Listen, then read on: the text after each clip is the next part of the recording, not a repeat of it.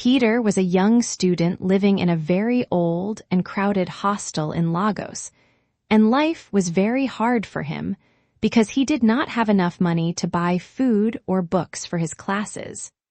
He walked slowly back to his small room in the university hostel under the hot sun, thinking about how he would survive the rest of the month without any cash in his pocket.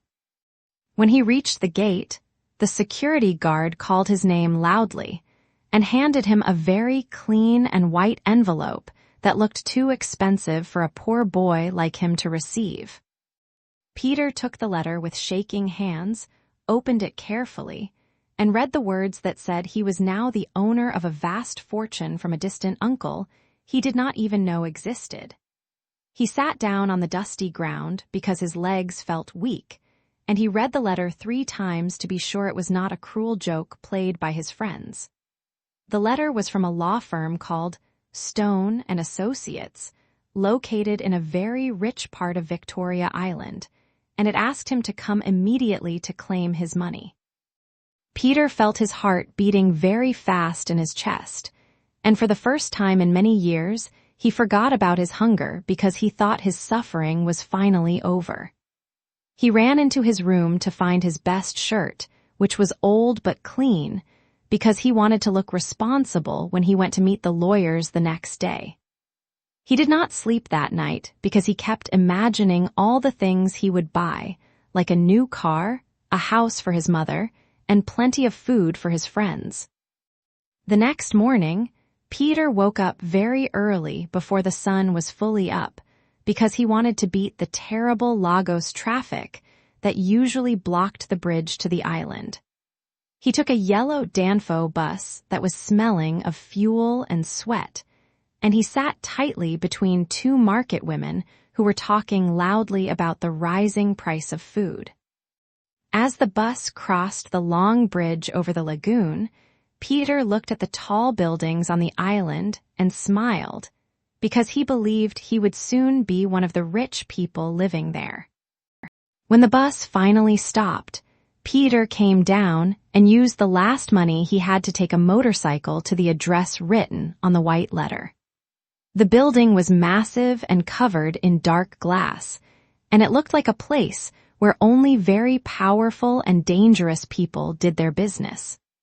Peter walked to the glass doors, but the security guards looked at his worn-out shoes and faded trousers with suspicion before they allowed him to enter the cool reception area. The air inside the building was freezing cold from the air conditioners, which was a big difference from the hot and dusty air outside on the streets.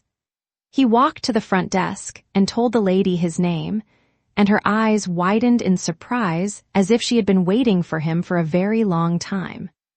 She made a quick phone call, and within seconds, a tall man in a black suit came out of the elevator to welcome him with a smile that did not reach his eyes. Peter felt a cold shiver run down his back, but he told himself it was just the air conditioner and followed the man into the elevator. The man introduced himself as Mr. Stone, the head lawyer of the firm, and he shook Peter's hand with a grip that was too strong and sweaty for a professional man. Mr. Stone led Peter into a very large office that had thick red carpets and strange African masks hanging on the walls that looked like they were watching every move Peter made. The lawyer sat behind a massive wooden table and started talking very fast about how lucky Peter was to be the only family member left to inherit the money. He placed a tall stack of papers in front of Peter and handed him a gold pen, saying that Peter only needed to sign the papers to get the money transferred to his bank account instantly. Peter was happy, but he felt that Mr. Stone was acting too eager, like a hungry man looking at a plate of meat. Peter picked up the pen, but he paused because he remembered his late father always told him to read everything before signing any paper. "Can I take some time to read this?" Peter asked, and for a second, the smile on Mr. Stone's face disappeared and was replaced by a look of anger. Mr. Stone quickly recovered and laughed loudly, saying that the papers were just standard legal words and that Peter should not worry his head about them. Peter looked at the lawyer's eyes and saw something dark and desperate, and that was when he decided he would not sign anything in that office today. Peter stood up from the soft leather chair, holding the heavy stack of documents tight against his chest, because he was afraid the lawyer might try to snatch them away. Mr. Stone's face turned very red, and his eyes looked like they were burning with a strange fire as he stood up slowly from his seat.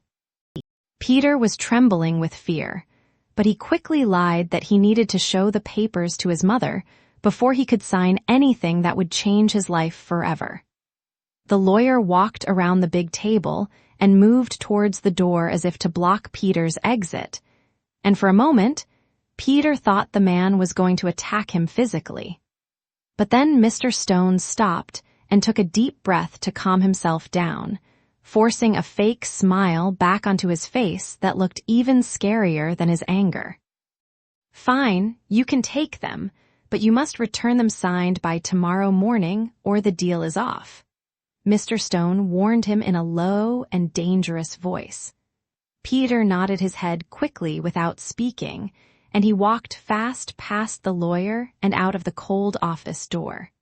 He did not wait for the elevator because he was too nervous, so he ran down the stairs from the 10th floor all the way to the ground floor. When he finally stepped outside into the bright Lagos sun, he felt like he had just escaped from a lion's den.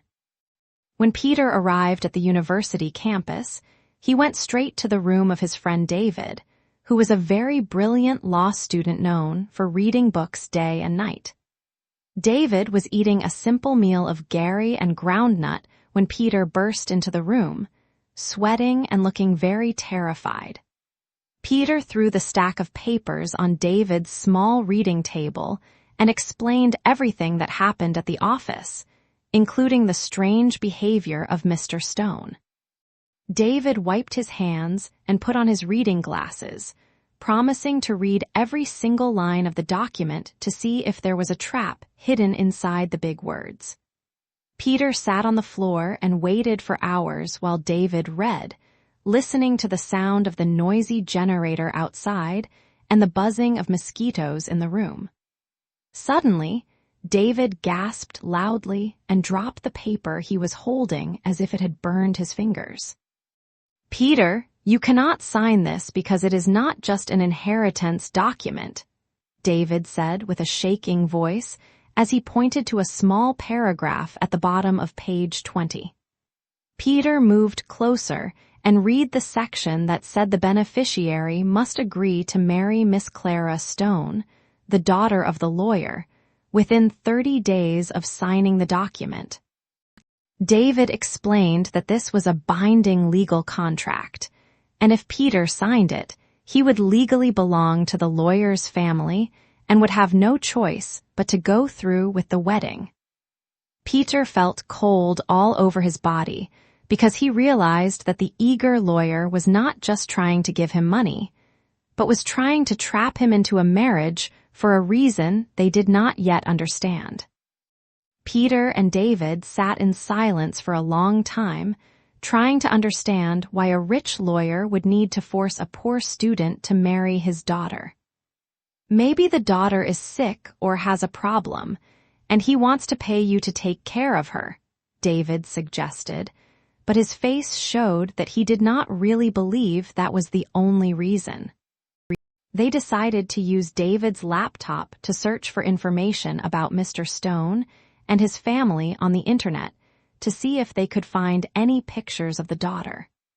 They found many pictures of Mr. Stone at charity events and big parties in Lagos, but there was not a single picture of his wife or his daughter anywhere online. It was as if the girl did not exist, which made the situation feel even more mysterious and dangerous to the two boys. While they were searching, Peter's old phone began to ring loudly, and the screen showed a private number that made his heart skip a beat. Peter answered the call with a shaking hand, and he heard the deep and rough voice of Mr. Stone on the other side of the line. "I hope you are signing those papers right now, Peter, because time is running out for you," the lawyer said, and then he laughed in a way that made the hairs on Peter's arms stand up. The call ended before Peter could say anything, and he looked at David with wide eyes, realizing that the lawyer knew exactly when to call to scare him.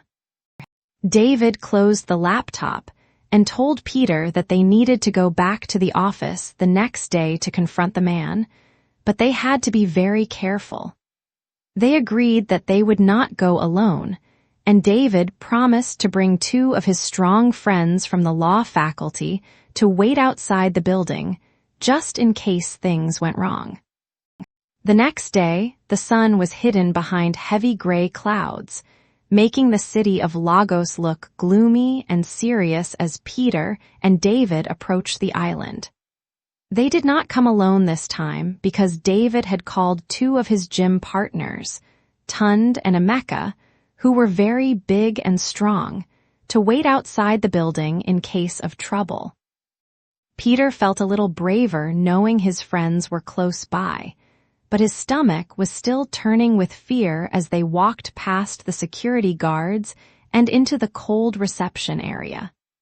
Mr. Stone did not keep them waiting, but when he saw David entering the office with Peter, his face twisted into a frown of pure annoyance. "I told you to come alone to sign the papers," Mr. Stone hissed, standing up from his chair aggressively as if he wanted to throw them out.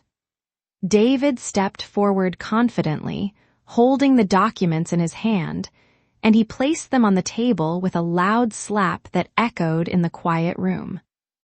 "My client will not sign this document because we have found the hidden clause about the forced marriage," David stated clearly, looking the lawyer straight in the eye without blinking. Mr. Stone froze for a moment, and the room became so silent that Peter could hear the ticking of the expensive clock on the wall. The lawyer slowly sat back down in his chair, and the angry red color left his face, leaving him looking very pale and suddenly very old. He looked from Peter to David, and for the first time, the powerful aura around him seemed to crumble like a broken wall. "You boys do not understand what you are doing," Mr. Stone whispered, his voice trembling as he rubbed his face with his shaking hands.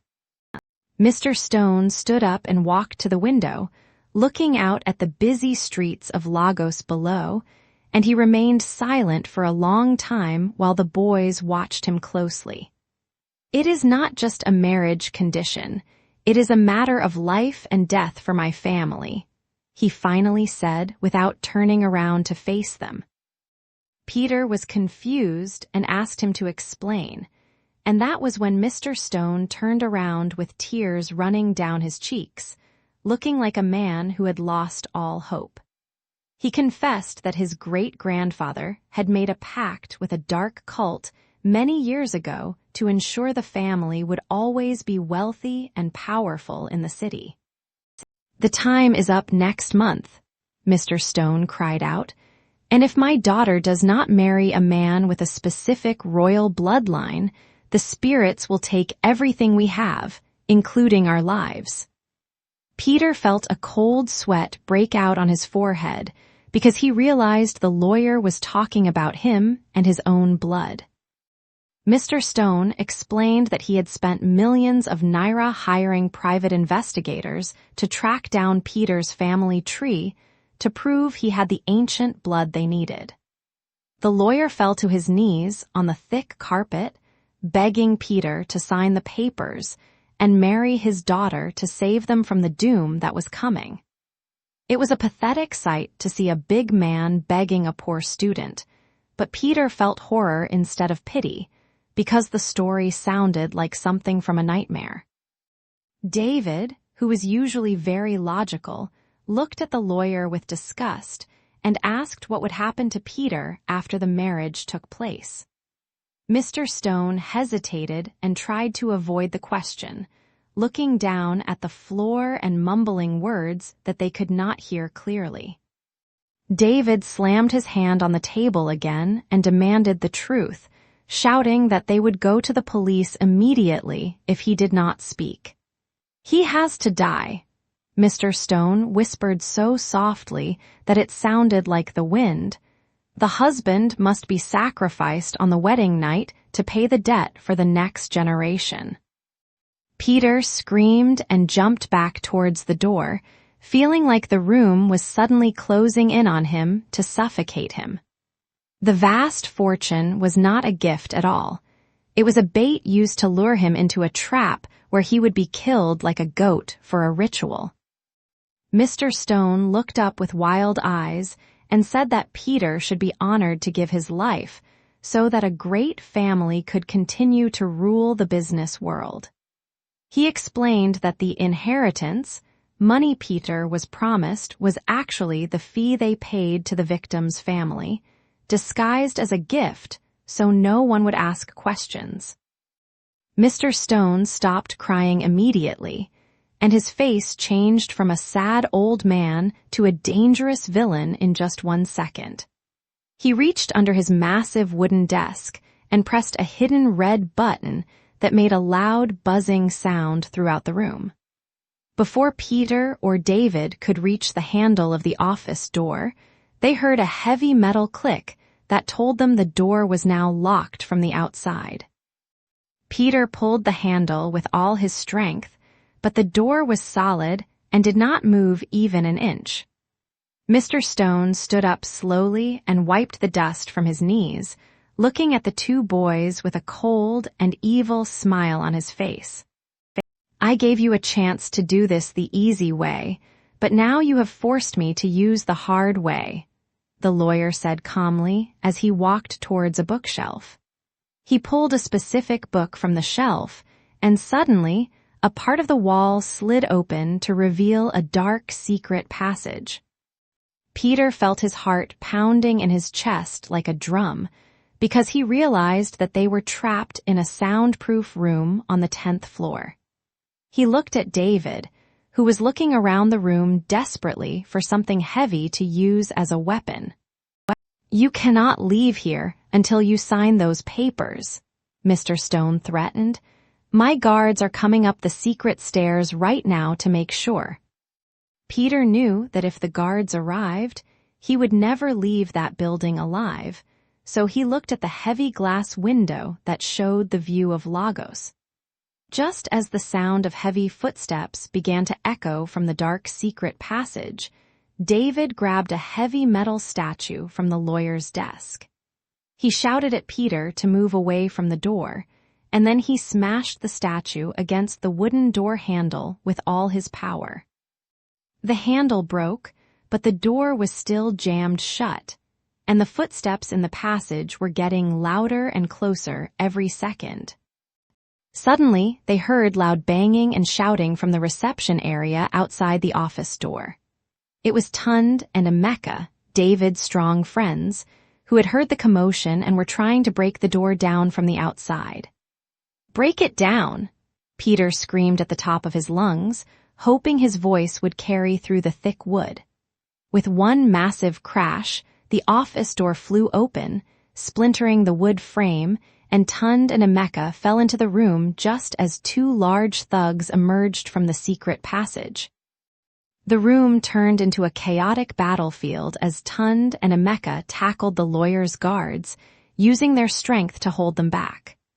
"Run, Peter! Run now!" David shouted as he pushed Peter towards the open door, grabbing his arm to pull him along.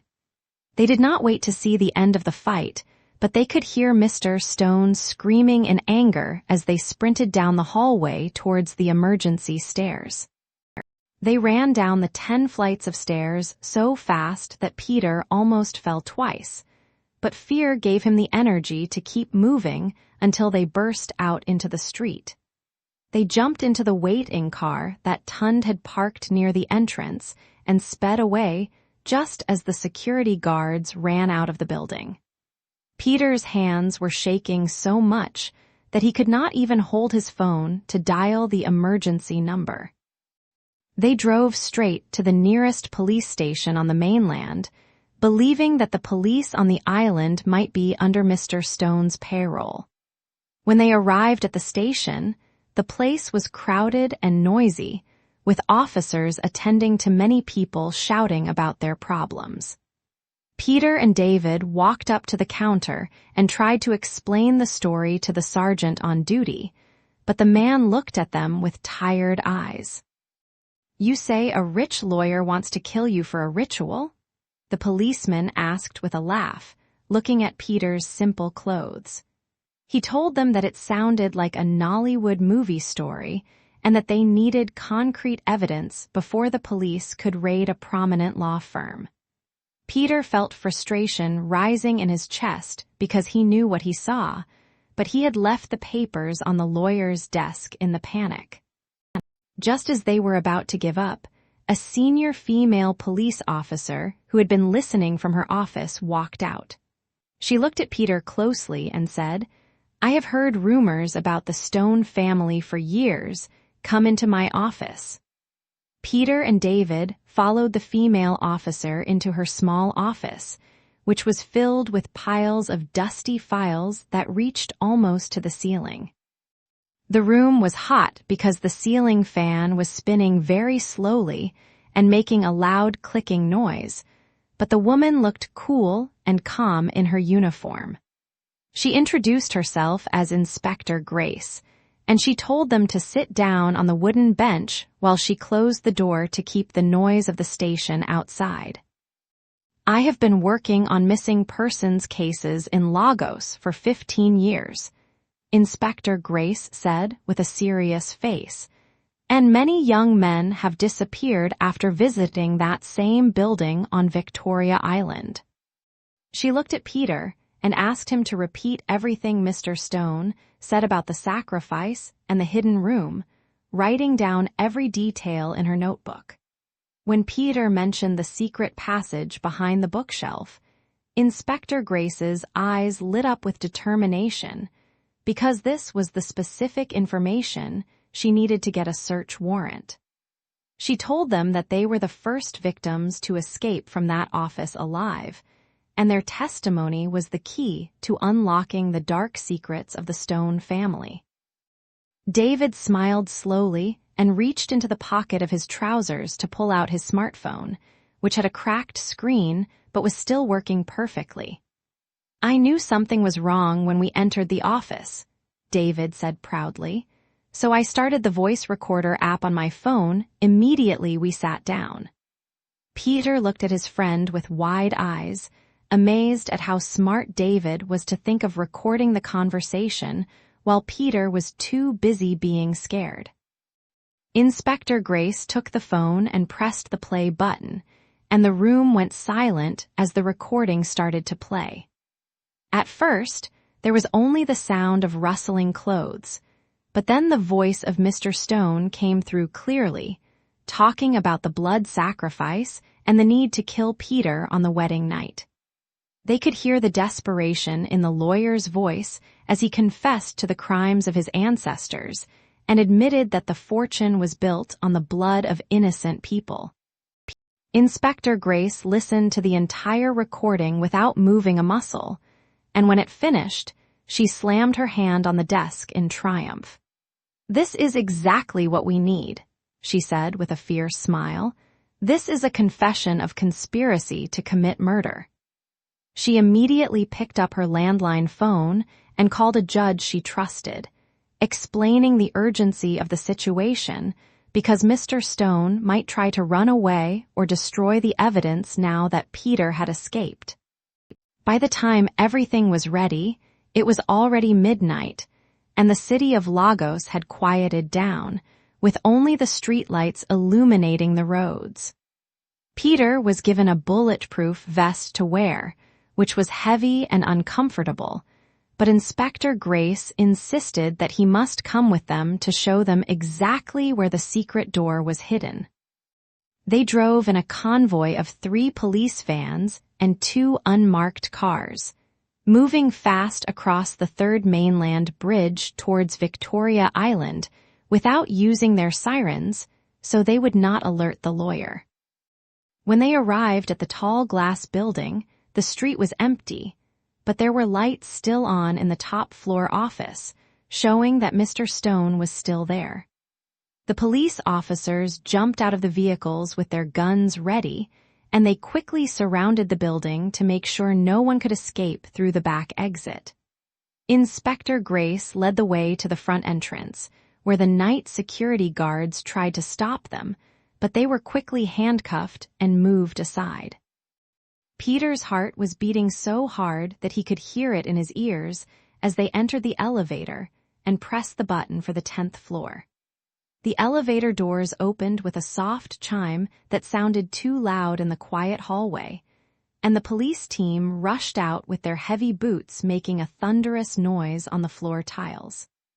Inspector Grace was at the front, holding her pistol steadily as she kicked open the main door to the reception area, shouting for everyone to get down on the ground.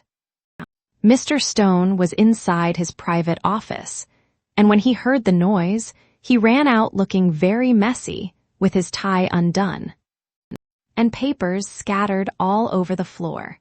He had a portable shredder machine on his desk, and he was desperately trying to destroy documents when the police burst into the room. When he saw Peter standing behind the armed officers wearing a bulletproof vest, his face turned pale white like a sheet of paper. "You!" Mr. Stone screamed with hate, pointing a shaking finger at Peter. "You have doomed us all." He turned around quickly and ran towards the bookshelf, trying to pull the specific book that opened the secret door so he could escape. But Inspector Grace was faster. She signaled to her men, and 2 strong officers tackled the lawyer to the ground before he could reach the hidden switch. Mr. Stone struggled and kicked, shouting curses in a strange language, but the officers pinned him down and placed handcuffs on his wrists.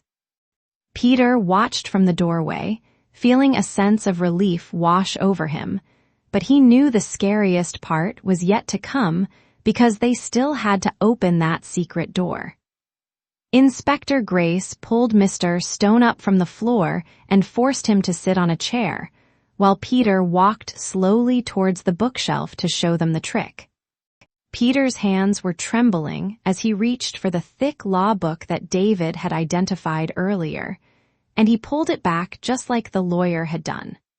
With a low, grinding sound of gears turning, the heavy wooden bookshelf swung open to reveal the dark passage that smelled of old incense and something metallic like rusty iron.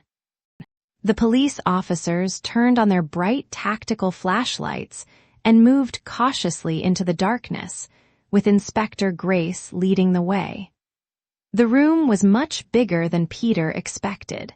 It was a large, windowless hall painted entirely in black and red, with strange symbols drawn on the floor in white chalk. In the center of the room was a stone altar covered in dried dark stains, and around it were several clay pots and calabashes filled with unknown substances. But the most terrifying thing was the wall at the back of the room, which was covered with photographs and personal items like watches, wallets, and shoes. Inspector Grace walked up to the wall and shined her light on the photos. They were pictures of young men who looked just like Peter. "These are the missing boys," she whispered in horror, realizing that each item on the wall represented a life that had been taken by the Stone family over the years. Peter felt sick to his stomach and had to look away, realizing how close he had come to being just another photo on that terrible wall. While the police were taking photos of the evidence, Mr. Stone, who had been dragged into the room by the officers, started laughing in a very disturbing way. "You think arresting me will stop it?" he shouted, his voice echoing off the cold stone walls. "The pact is already signed in blood, and the spirits will come for their payment."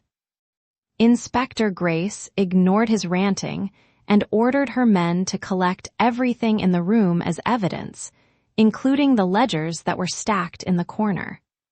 These books contain the names of all the victims and the dates they were sacrificed, which was exactly the proof the police needed to send Mr. Stone to prison for life. As the officers led Mr. Stone out of the secret room, he stopped in front of Peter and stared at him with eyes that looked empty and dead. "You have broken the chain, boy," Mr. Stone whispered, "but remember that money built on blood never lasts." The officers pushed him forward and marched him out of the office towards the elevator, leaving Peter alone with Inspector Grace in the ritual room. The inspector put a comforting hand on Peter's shoulder and told him that it was over and that he was a hero for stopping a generational curse. Peter looked at the room one last time before walking out, feeling heavy in his heart because he knew that even though he was safe, many others had not been so lucky. They left the building as the sun began to rise over Lagos, casting a golden light on the city that signified a new day and a fresh start. By the next morning, the story of the lawyer and the secret ritual room was on the front page of every newspaper in Nigeria and was trending on all social media blogs. Peter sat in the small common room of his university hostel, watching the television as reporters stood in front of the Stone and Associates building, which was now sealed off with yellow police tape. The students in the hostel were shouting and arguing loudly about the news, with some saying it was magic while others said it was just wicked greed. But none of them knew that Peter was the boy who had exposed the whole thing. Peter had decided to keep his identity secret because he was afraid that other members of the cult or angry family members might come after him if they knew his face.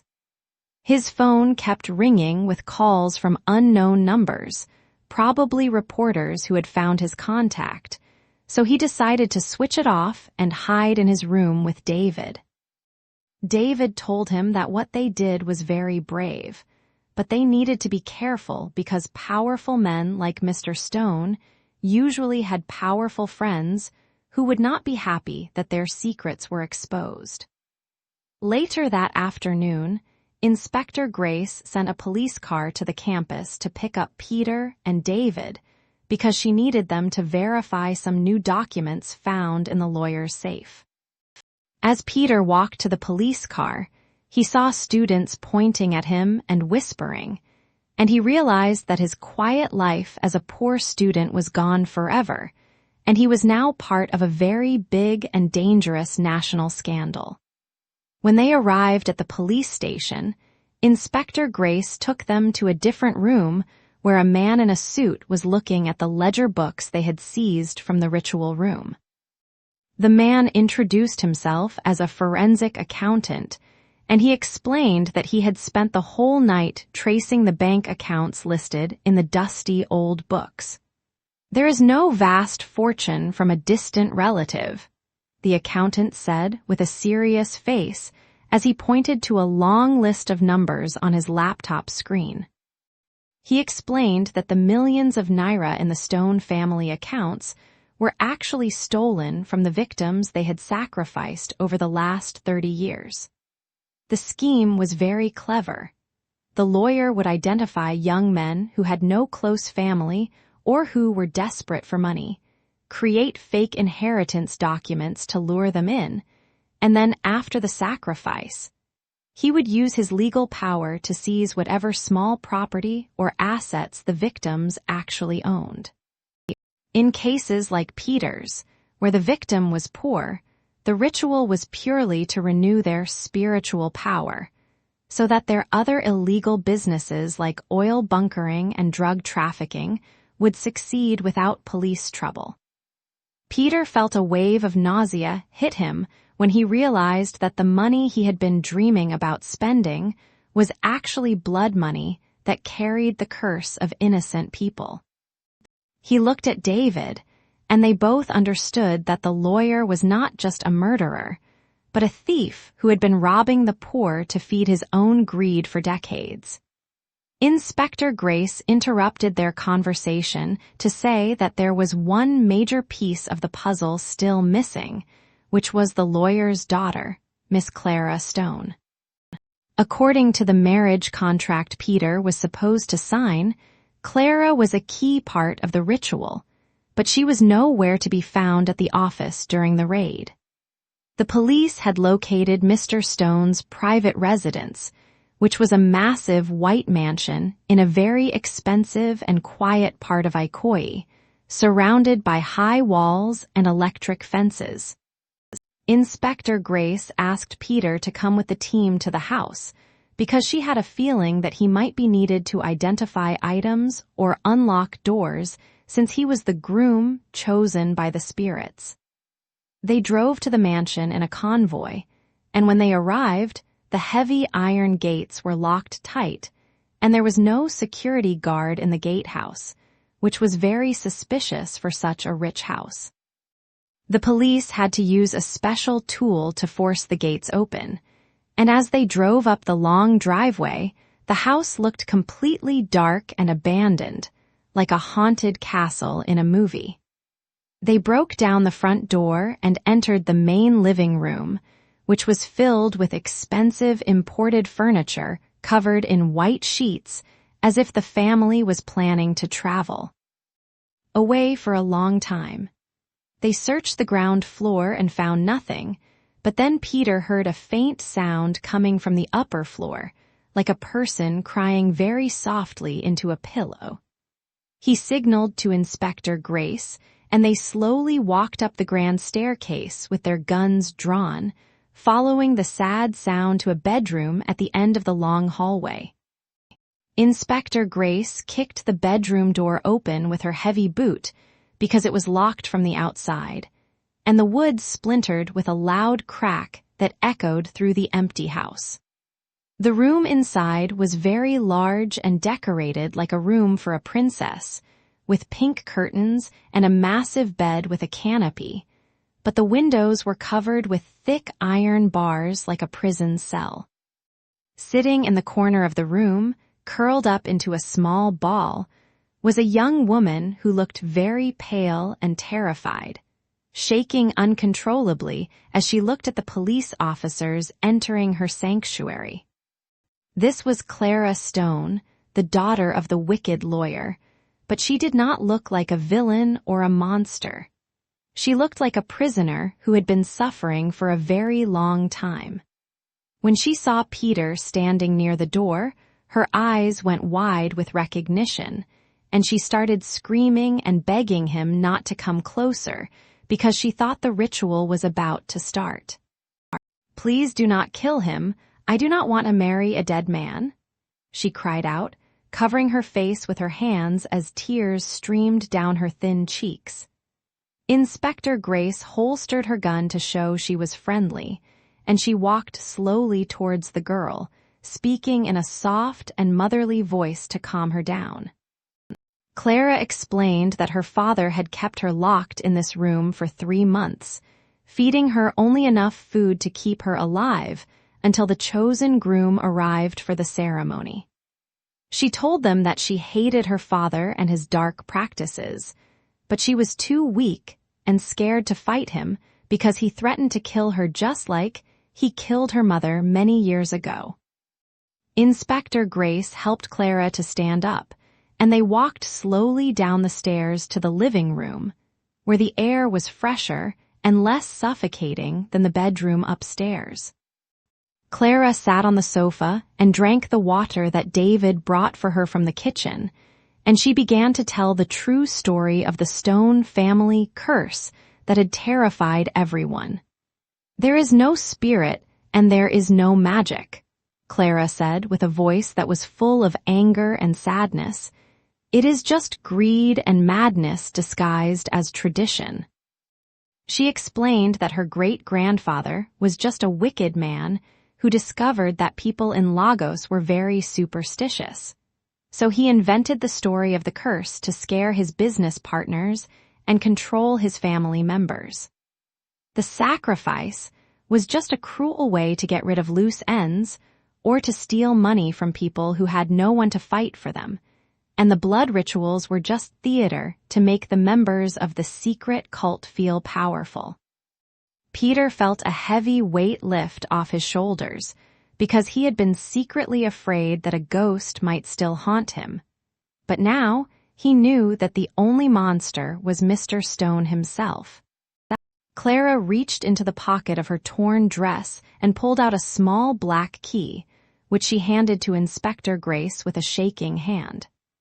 "This key opens the safe in the basement where he keeps the videos of every crime," she whispered, giving the police the final nail in the coffin for her father.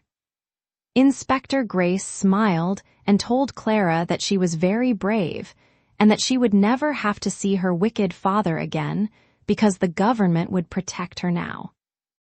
3 weeks passed very quickly, and the trial of Mr. Stone became the biggest event in Nigeria, with people glued to their televisions every day to hear the new evidence presented by the police. The videos found in the basement safe were too horrible to show on TV, but the judges saw them, and they had no choice but to find Mr. Stone guilty of multiple murders and fraud. The vast fortune that the lawyer had bragged about was seized by the federal government, and the court ordered that the money should be used to compensate the families of the victims who had been missing for years. Peter sat in the courtroom on the final day, wearing his best shirt, and watched as Mr. Stone was sentenced to life in prison with hard labor, without any option of bail.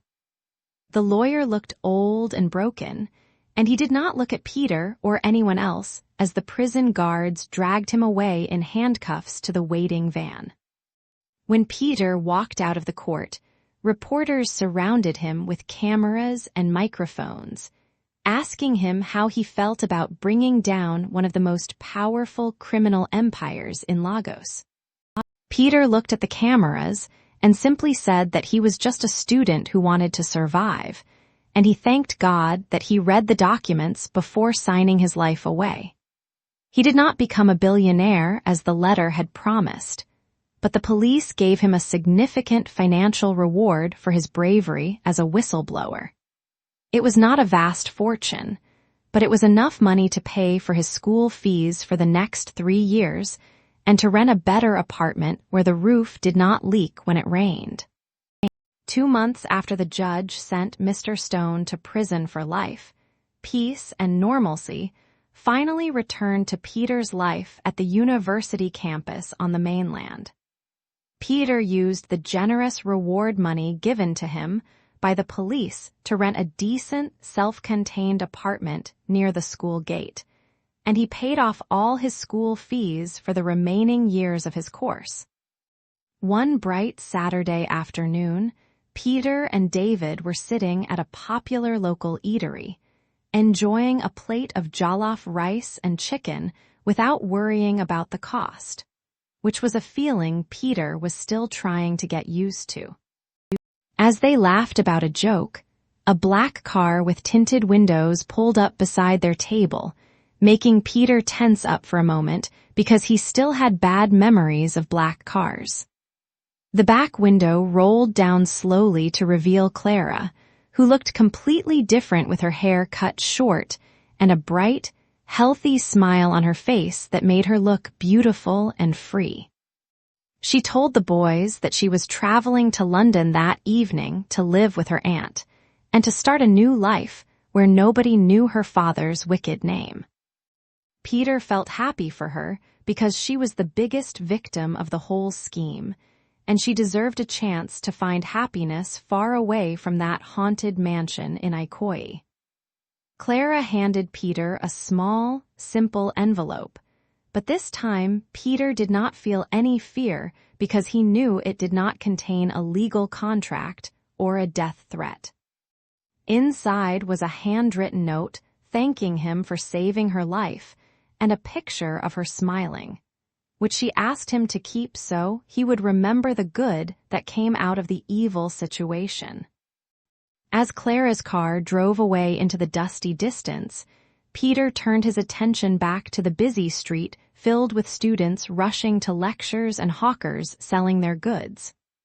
Suddenly, his eyes caught sight of a young, skinny boy standing near the bus stop, holding a crisp white envelope and looking at it with wide, excited eyes just like Peter had done months ago. Peter's heart stopped beating for a second, and a cold shiver ran down his spine, because the envelope looked exactly like the one he received from Stone and Associates. Without thinking, Peter jumped up from his chair and ran across the busy road, dodging speeding motorcycles and angry taxi drivers to reach the boy. He snatched the letter from the surprised boy's hands and quickly read the text on the front, fearing that another trap had been set for another innocent student. But when he looked closely, he saw that it was just an admission letter from the university, informing the boy that he had been accepted to study engineering. Peter let out a long, loud breath of relief and laughed nervously, realizing that he was still a little bit traumatized by his experience with the lawyer. He handed the letter back to the confused and frightened boy, apologized for grabbing it, and reached into his pocket to give the boy some cash to celebrate his admission. Peter walked back to David, who was watching him with a knowing smile, and he realized that while the city of Lagos was full of dangers and traps, it was also full of hope and new beginnings. He sat down and finished his meal, promising himself that he would never let greed blind his eyes again, and that he would always read the fine print before signing his name on any paper. The nightmare of the blood inheritance was finally over, but the lesson it taught him about the value of life and hard work would stay with him forever.